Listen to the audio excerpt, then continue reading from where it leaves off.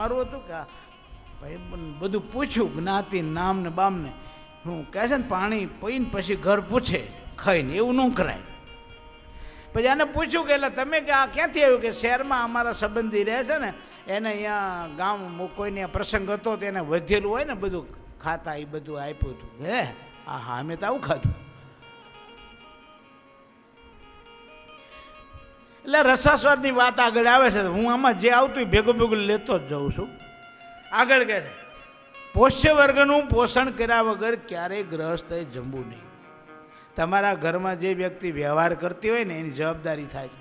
ઘરમાં બાકીના બધાને પોષ્ય વર્ગમાં માતા આવે, પિતા આવે, પત્ની આવે, બાળકો આવે, ગુરુ આવે, અતિથિ આવે, કૂતરો આવે, ગાય આવે, આ બધા પોષ્ય વર્ગમાં આવે. આટલાનું પોષણ તમારે હંમેશા કરવું જ જોઈએ. જો ન કરો તો દોષ લાગે. તમારા આંગણે આવેલો ખાલી જાય તો એ પાપ મૂકીને જાય ને તમારું પુણ્ય લઈને જાય.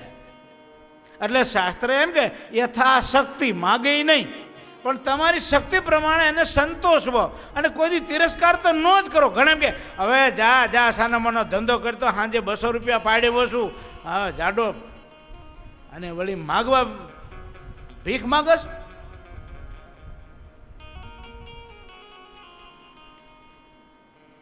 એવું ન કરાય કોઈ દી. આંગણે આવ્યો હોય, તમે ન સંતોષી શકો તો હાથ જોડો, પણ એનો તિરસ્કાર ન કરો. એ તમારું પુણ્ય લઈને જશે.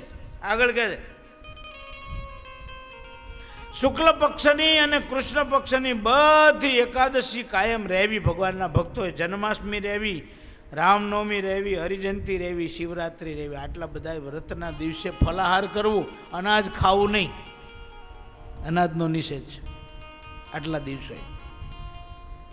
જો અને સ્વામિનારાયણ ભગવાન એવું કર્યું કે ભગવાન સ્વામિનારાયણનો ભગત હશે એ બધા વ્રત કરશે. શિવરાત્રિ છે તો અનાજ નહીં ખાય, એકાદશી નહીં જ ખાય. એકાદશી સ્વામિનારાયણ ભગવાન શ્રી કૃષ્ણ ભગવાનનું વ્રત છે, હરિજયંતી સ્વામિનારાયણ ભગવાનનું વ્રત છે, રામનવમી રામચંદ્ર ભગવાનનું વ્રત છે, સ્વામિનારાયણ ભગવાનનું વ્રત છે. પણ આપણા સંપ્રદાયમાં સાધુઓ એમ કહે છે કે હરિજયંતી રહેવાની જરૂર નથી. આવું તમને કોને શીખડાવ્યું એમ કે બોલો? હારા હારા સાધુ આમ કહો એક હરિજયંતી એ કઈ એવું ન હોય કે આ તો બધું કોને તમને આ ડીંડક પકડાવી દીધું એમ કે બોલો. પણ હરિજયંતીનું વ્રત એટલું બધું મહાન છે કે તમારા કોઈ સંકલ્પ પૂરા ન થતા તો હરિજયંતીનું વ્રત કરો એટલે થઈ જાય. જગત પ્રકાશ સ્વામી ડભાણવાળા, એને ગઢપુરમાં મોટો ઉત્સવ હતો ને ત્યારે એને પોતાનો પ્રસંગ કીધેલો.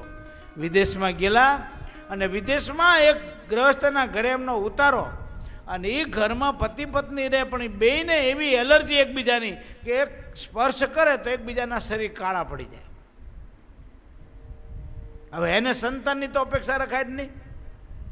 પછી બે આ ગ્રહસ્થના ઘરમાં જગત પ્રકાશે કીધું તમારા ઘરમાં કેમ કોઈ અવાજ બીજો આવતો નથી, નાનું બાળક નથી કે ના, કે કેમ? પછી આ વાત કરી કે આવી રીતે અમારે બેયને એલર્જી છે. પછી એમને એમ કીધું કે તમારે જો સંતાનની જ ઈચ્છા હોય તો સત્સંગી જીવનમાં સૌથી છેલ્લે એક વ્રતની વાત ભગવાને કરી છે. હરિજયંતી વ્રત કરવાથી એને બધા સંકલ્પો પૂર્ણ થાય. તો તમે વિધિસર વ્રત કરો. અને આ ગ્રહસ્થે 12 મહિના વિધિસર વ્રત કર્યું. અને 2-5 વર્ષ પછી આ જગત પ્રકાશ સ્વામી ફરીથી દેશમાં ગયેલા અને એમના ઘરે ઉતારો રાખેલો. ત્યારે એક નાનું બાળક રમતા રમતા આવ્યું. ત્યારે પૂછ્યું કે આ કોણ છે? કે આ ભગવાનની દયાથી અમે એકબીજાનો સ્પર્શ નથી કર્યો, છતાંય પણ અમારે આ સંતાનની પ્રાપ્તિ થઈ. સતયુગના ધર્મો ભગવાનના ખરેખરા ભક્તો અહીંયા મહારાજ એમ કે સતયુગના ધર્મો વર્તતા હોય. સતયુગમાં લખ્યું કે માણસ સ્ત્રીનો સ્પર્શ ન કરે તો સંતાન થતા. આ કળિયુગમાં બન્યું. વ્રતમાં તાકાત છે પણ શ્રદ્ધા અને નિષ્ઠા હોવી જોઈએ. એક વ્રત કરે માં એક દિવસ સાચી એકાદશી કરે ને જબરજસ્ત બળ આવી જાય ને, એક હરિજયંતી સાચી કરે ને જબરજસ્ત બળ આવી જાય. પાપને બાળનાર એકાદશી સમાન કોઈ વ્રત નથી એમ લખ્યું. જ્યાં સુધી એકાદશી માણસ નથી રહેતો ત્યાં સુધી જ એના મનમાં પાપ રહે છે ને શરીરમાં રોગ રહે છે. અને આવતી એકાદશી છે ને 2 દી પછી આવે ને, એકાદશીનો મહિમા બહુ છે અને એકાદશીની જવાબદારી પણ આપણી બહુ છે. એમ લખ્યું છે કે સશક્ત માણસ, સશક્ત એટલે પોતાની મેળે હાલી ચાલી શકે એ સશક્ત કહેવાય. સમજાય છે? કોક કોળિયા મોઢામાં દે તારે ખાતો હોય સશક્ત ન કહેવાય. જાજરૂ જવા કોક લઈ જતા હોય ને કે ખાટલામ થતું હોય સશક્ત ન કહેવાય. સશક્ત માણસ જો એકાદશી આ 2 દી પછી એકાદશી હમણાં આવે 4 દી 5 દી પછી એકાદશીને દિવસે મહારાજ કે જો અનાજ જે ફરાળ કરે, અનાજ તો નહીં ફલાહાર કરે તોય પણ અમને છાતીમાં બાણ મારે એટલું વસમું લાગે. અમારે મોરબીમાં ગઈ સાલ આ એકાદશી આવી અને એક હરિભગત મને થયું કે હરિભક્તોને ફોન કરવા દે. અમુકને મેં ફોન કર્યા. એક હરિભગતને બરાબર 11:30 પોણા 12 ફોન કર્યો. મેં કહ્યું શું કરો છો? મને કે ફરાર કરવા બેવું છું. મેં કહ્યું જમી લીધું? ફરાર કરો છો કે ના શરૂ જ કરું એટલી વાર છે. મેં કીધું તો તમે એકાદશી નથી રહેતા કે સ્વામી રહું છું ને ફરાર કરું છું. ફરાળ નહીં, તમને ખબર નથી કે શું સ્વામી? મેં કીધું આ એકાદશીએ જો કોઈ ફલાહાર કરે સશક્ત માણસ તો ભગવાન સ્વામિનારાયણનું વચન છે કે અમને છાતીમાં બાણ મારે એટલું વસમું લાગે. મેં કીધું તમે ભગવાનને બાણ મારવા તૈયાર થયા કે ના સ્વામી આ ઊભો થઈ ગયો, ન ફરાળ કરી લો. રાંધેલું ન જેમાં ફરાળ ઉપર બેઠેલા ન જેમાં બોલો. એટલે મને થયું કે આ જે કંઈ કચાશ રહેશે અમે નથી કહેતા એની છે, તમે તો કરવા તૈયાર જ છો પણ અમે ન કહીએ કચાશ અમારી છે, અમારે કહેવું જોઈએ. અને હરિભક્તો એ ફરિયાદ કરતા હોય. બોલો મોરબીમાં 20 વર્ષ થયા. એક હરિભક્તને મેં કીધું તમારો છોકરો જીતુ કેમ મંદિર નથી આવતો? મને કે તમારો વાંક કે લે. મેં કહ્યું છોકરો તમારો મંદિર ન આવે એ વાંક અમારો કે હા તમે કંઈ કહેતા નથી. તો મેં કીધું હું તો એકલો છું, તમારે કારખાને કેમ કહેવા આવો? અહીં મોકલો તો કહું. પછી છોકરાને કીધું એને બાપાએ મોકલો જા મંદિર સ્વામી ભાઈ આવ્યો. એટલે મેં કીધું જીતું કેમ મંદિર નથી આવતો? મને કહે સ્વામી મંદિર ક્યાંથી આવે? સવારના પરમાં કારખાનું ખોલવાની જવાબદારી મારી, રાતે બંધ કરવાની જવાબદારી મારી, હિસાબ કિતાબ કરવાની જવાબદારી મારી. અને સ્વામી લાતી પ્લોટના રસ્તા તો જુઓ તમે કેવા રસ્તા છે, કેમ આવું? અને વાહનમાં સાયકલ સિવાય કંઈ છે નહીં. મેં કીધું તો સ્કૂટર તારા બાપા લઈ દે તો તારે મંદિર આવું કે તો આવું કે? બોલો એને સ્કૂટર લઈ દેવાની જવાબદારી અમારી. એના બાપાને મેં કીધું તમારે છોકરાને સત્સંગ રખાવો છે કે હા? સ્કૂટર લઈ દો. પછી સ્કૂટર લઈ દઉં પછી આવતા કાયમ. હવે ઓલકોર મંદિર થઈ ગયું, હવે ઇનકોર જવા મનાણા શું? એટલે માણસ સહેલું ગોતે, સહેલું. આ નજીક મંદિર પડે ને એટલે પછી ત્યાં જી આવી. તમે એક ઘર ગોતો કે નહીં? હે એવું ગોતો. અને હોટલ દૂરની ગોતો કા સારી હોય અહીંયા જાઓ. હોટલ ગમે એટલી દૂર હોય પણ જ્યાં ખાણું સારું હોય જવું. તમે 5 સાધુની કથા ન સાંભળી કહો જુદા જુદા ભાઈ આમની સાંભળીએ કંઈક જાણીએ, આમની સાંભળીએ એમ ન જાણીએ કહો. અને 15 હોટલના નાસ્તા કરીએ કહો, 15 કેબિનની ચા પીએ કહો. બોલો આ મને વિચિત્રતા લાગે. તમે એટલું ન કરીએ કહો કે આપણે ટેસ્ટ તો કરો, આ વિચાર તો કરો, સાંભળીએ વિચારીએ. કંઈ આપણા જીવનમાં કંઈ કોઈ વાત સ્પર્શી જાય છે, કંઈ ફેરફાર થાય છે?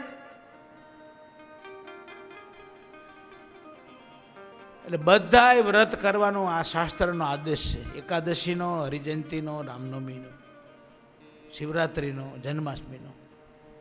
આગળ કહે છે મધ્ય માસના સંસર્ગવાળું ઔષધ અમારા આશ્રિતોએ ખાવું નહીં. મધ્ય માસનો સંસર્ગ હોય એ ઔષધ ખાવાથી માણસનું અંતઃકરણ ભ્રષ્ટ થાય છે. શાસ્ત્રમાં એટલા મતલબ જે વૈદ્યના આચરણને ન જાણતા હોય એ આપેલું વૈદ્યનું ઔષધ પણ ન ખાવું. અને એટલા માટે અમે સંતો અને ખાસ કરીને જે હરિભક્તો ચુસ્ત હોય ને એ પ્રવાહી દવા નથી લેતા, ટીકડા લે છે, કેપ્સ્યુલ નથી લેતા.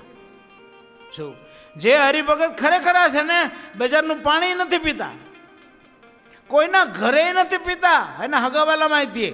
અમારે ઘાંટીલામાં એક હરિભગત હતા, પોતાની દીકરી ત્યાં જાય ને તો લોટો પાણીનો ઘરે જ ભરતા જાય, ત્યાં પાણી ન પીતા દીકરીને ઘરે. આ ભરાડામાં એક હરિભગત છે અમારે, એના હગા દીકરાના લગ્ન વખતે એને પોતે ખાધેલું નહીં. બોલો અને આપણે કોકના લગ્ન અહીંયા પહોંચી જાય આમંત્રણ ન હોય તોય. બોલો ઘણા એવા હોય ડુંગરે રે ડુંગરે કાદુ તારા ડાયરા.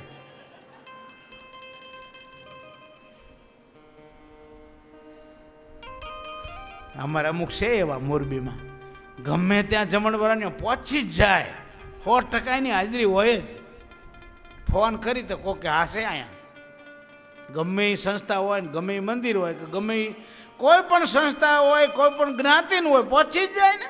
બોલો આપણે આ હા ને કેટલો મહિમા ખાવાનો. અમે વાતો સાંભળેલી, એક બાપા એક ગામડાના લગભગ 60 વરાય પહોંચેલા, 60 વરાય, અને એને આમંત્રણ મળે ને કે ફલાણા ગામમાં ઉત્સવ છે, તો હાલતા હાલતા જાય. બોલો ભૂખ લાગે ને હરખી, અને ખૂબ દાબે, પછી હાલતા હાલતા પાછું પોતાના ઘરે જાય, પછી જાય. સરસ સુરવદરમાં એક હરિભગત હતા, એક તાસ ભરીને લાડુ ખાઈ જાય ને એક તપેલી ભરીને દાળ પી જાય. દાળ ને લાડુ સિવાય કંઈ ખાવાનું નહીં. અમારે સોની હતા હરિભગત, એક વાંકાનેરમાં જયંતિભાઈ કરીને, એને હગાવાલાની જાય ને એટલે ઓલા પૂછે કે જયંતિભાઈ તમે સ્પેશિયલ જમશો કે જનરલ? આ કે જનરલ જમશો કે એક વાટકી દૂધ પાક જમે. આ કે સ્પેશિયલ કે તેથી 5 દૂધ પાક એકલા પી જાય. ભાઈને કંઈ થાય નહીં, ખાધું કહેવાય. ઘણાને તો એક રોટલી વધારે પડી જાય તો 3 દી હમણાં શું, કારણ કે કોઈ દી કામ ન કર્યું હોય એટલે તકલીફ પડે ને. પછી કેમ આ લખ્યું, મધ્ય માસના સંસર્ગવાળું ઔષધ ન ખાવું. ગાંજો, તમાકુ, ભાંગ આદિ માદક વસ્તુ ભગવાનના ભક્તોએ ખાવી પીવી. શાસ્ત્રના વાંચન માટે લખ્યું, શાસ્ત્રમાં જે શાસ્ત્રમાં ભગવાનના ચરિત્ર હોય કે ભગવાનના ભક્તના ચરિત્ર હોય, અને એવા શાસ્ત્ર જ્ઞાન ને ભક્તિથી યુક્ત હોય એવા શાસ્ત્ર વાંચવા, સાંભળવા. જે વ્યક્તિ ભગવાનના ચરિત્રો સાંભળતી નથી, જે વ્યક્તિ ભગવાનના ભક્તના ચરિત્રો સાંભળતી નથી, એને મોક્ષ માર્ગમાં બળ મળતું નથી. ભગવાનના ચરિત્રમાં જબરજસ્ત તાકાત છે, ભક્તના ચરિત્રમાં જબરજસ્ત તાકાત છે. એને બેઠો કરે, એના જીવનમાં બળ પૂરે. પ્રહલાદજીનું ચરિત્ર વિચાર કરો, સાંભળે ને માણસ તો એને બળ આવે. પ્રહલાદજી એવા ભગત અમથા નથી થયા. પ્રહલાદજી નાના બાળક રૂપે રમતા હતા, શેરીમાં રમતા રમતા શેરીમાં આગળ ગયા. ગોરા કુંભારના ઘરે નિંભાળો ખડકેલો, નિંભાળો હળગાવેલો, અને એ વખતે ગોરા ભગતને યાદ આવ્યું. એના પત્ની કીધું, એક માટલામાં તો આપણા બાળક બિલાડીના બચ્ચા હતા અને આપણે ખડકી દીધું. હવે તો કે હા હવે શું થશે, આપણે ભજન કરો, ભગવાન બચાવે તો થાય. હવે આપણા હાથની વાત નથી. પતિ પત્ની બે માળા ફેરવે. પ્રહલાદજી નાના બાળક રૂપે અહીંયા જઈ ચડ્યા. પ્રહલાદજીએ જોયું તો બેયના આંખમાં આંસુ. અને એ વખતે પ્રહલાદજી પૂછે, કેમ રડો છો? તો કે અમારાથી આ નિભાડો ખડકાઈ ગયો, એમાં એક માટલામાં બચ્ચા છે, અને આ બચ્ચાઓને બચાવવા માટે હવે ભગવાન સિવાય કોઈ ઉપાય નથી. અમે ભગવાનને પ્રાર્થના કરી કે ભગવાન બચાવી શકે. કે હા બચાવી શકે, ભગવાન તો ધારે કરી શકે. કરતુમ અકર્તુમ અન્યથા કરતુમ સર્વશક્તિમાન ઈશ્વર. ભગવાન તો ધારે કરે. અને એ વખતે પ્રહલાદજી કીધું કે હવે તમે નિભાડો ખોલો, તારે મને બતાવજો. અને જ્યારે નિભાડો ખોલ્યો ને એ વખતે પ્રહલાદજી એને બતાવ્યું. ત્યારે પ્રહલાદજી જોયું તો બચ્ચા સાબુત નીકળ્યા. પ્રહલાદજીએ નક્કી કરી નાખ્યું ગાંઠવાળી કે ભગવાન બચાવે ને કોઈ ન મારી શકે. આ તાકાત 2000 પ્રયત્ન એના બાપાએ કર્યા, એક બે નહીં, 2 વર્ષમાં 2000 વખત મારવાના પ્રયત્ન. પણ પ્રહલાદજીની નિષ્ઠા કેવી? પ્રણામ પિતાજી. આખા દીમાં 10 વાર વળે તો પ્રણામ પિતાજી. આપણે છોકરાને પૂછ્યું, તારા બાપાને પગે લાગસ? કે ના. કેમ? કે હું ઉઠું તાર મારા બાપાજી જતા રહ્યા હોય ધંધે, અને કારણ કે હું ઉઠું તાર મારે જવાનું હોય ભણવા, તાર મારા બાપા હુતા હોય. એટલે આ 2 પ્રોબ્લેમ છે.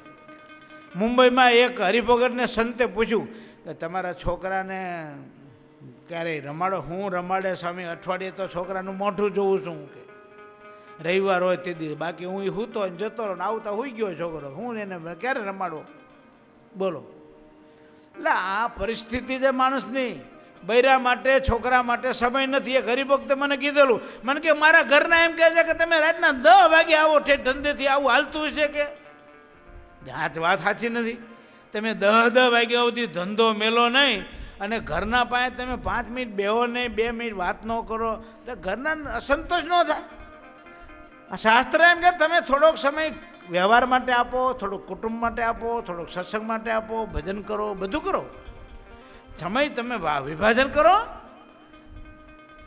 એટલો બધો સમય જો તમે કમાતા હોય બૈરા માટે, છોકરા માટે જ, પણ એ બૈરા છોકરા માટે તમે જે કમાવો છો એને તમે જો સમય નહીં આપો તો એને સંતોષ નથી. ઘરમાં ઓળી હળગે. ભગવાનના ચરિત્રો અને પ્રહલાદજીએ નક્કી કર્યું કે ભગવાન બચાવે તો કોઈ એને કાંઈ કરી શકે નહીં, રામ રાખે એને કોણ ચાખે, ભગવાન ધારે કરે. એ ઉપલેટા પાસે સુપેડી ગામનો ડાયો ભગત અને ભગવાન સ્વામિનારાયણ રક્ષા કરી.